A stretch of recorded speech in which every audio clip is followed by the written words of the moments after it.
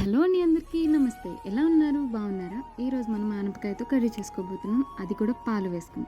ముందుగా ఆనపకాయని ముక్కలు కట్ చేసుకుని పక్కన పెట్టుకోవాలి. కుక్కర్ వెలిగించుకుని 4 స్పూన్ల నూనె, 1 స్పూన్ పచ్చెనపప్పు, 1 స్పూన్ ఆవాలు, 8 చిత్తకొట్టిన వెల్లుల్లిపాయలు, 2 రెప్పల కరివేపాకు, 3 ఎండుమిర్చి, చిటికెడు పసుపు, 1 స్పూన్ ఉప్పు వేసుకుని కలుపుకోవాలి.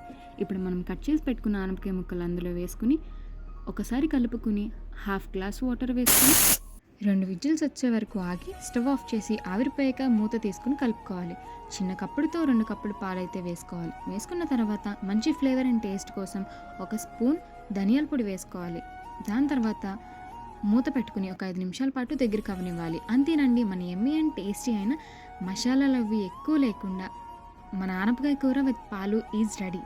ఇప్పుడు వేడివేడి అన్నంలో ఆనపకాయ కూర వేసుకుని తింటే ఆహా, ఆ టేస్టే వేరే లెవెల్ అండి. ఎక్కువ ఘాటు లేకుండా కమ్మగా రుచిగా ఉంటుంది. టేస్ట్ అయితే అద్దిరిపోయిందంటే సూపర్.